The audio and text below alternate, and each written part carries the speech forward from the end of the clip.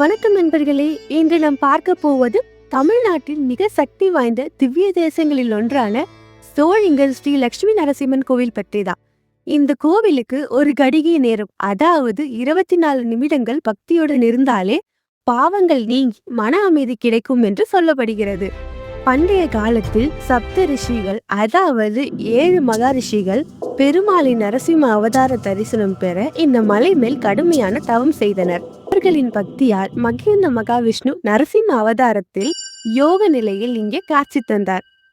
அவர் ஒரு கடிகை நேரம், அதாவது 24 நிமிடங்கள் மற்றும் அவர்களுக்கு தரிசனம் கொடுத்தார். அதனால் இந்த தலம் திருக்கடிகை என்று அழைக்கப்பட்டது. இதே தலத்தில் நரசிம்ம பக்தன் பிரகலாதனுக்கும் இறைவன் காட்சி தந்ததாக நம்பப்படுகிறது. இந்த தலம் பக்தர்களின் வேண்டுதல்களை நிறைவேற்றும் அற்புத சக்தி கொண்ட தலமாக போற்றப்படுகிறது. இந்த கோவில் மலை மேல் அமைந்துள்ளது. சுமார் 1300 படிகள் ஏறி சென்றால் யோக நரசிம்மரை தரிசிக்கலாம். இந்த ஏற்றம் உடற்பயிற்சி மற்றும் அல்ல, அது ஒரு ஆன்மீக பயணம். ஒவ்வொரு படியும் நம் பாவங்களை கழுவுகிறது என்று நம்பப்படுகிறது. இங்கு பெருமாளுடன் அமிர்தவல்லி தாயாரும் அருள் புரிகிறார்.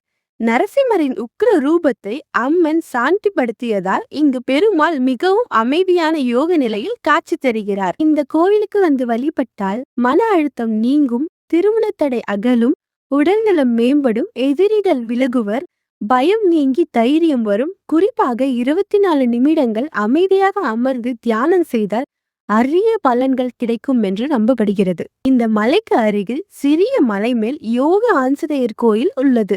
அதாவது கண்ணில் நேராக நரசிம்மரின் திருவடியை நோக்கி இருப்பதாக சொல்லப்படுகிறது. இது பக்தியின் உச்சம். வாழ்க்கையில் எத்தனை பிரச்சனைகள் வந்தாலும் நம்பிக்கையுடன் நரசிம்மரை நினைத்தால் அவர் நிச்சயம் காப்பார். ஒரு முறை சோழிங்கர் சென்று 24 நிமிடம் மனமாற பிரார்த்தனை செய்து பாருங்கள். உங்கள் வாழ்க்கையில் நல்ல மாற்றம் கிடைக்கும். இந்த வீடியோ பிடித்திருந்தா லைக் பண்ணுங்க, ஷேர் பண்ணுங்க, மறக்காம நம்ம சேனலை சப்ஸ்கிரைப் பண்ணுங்க.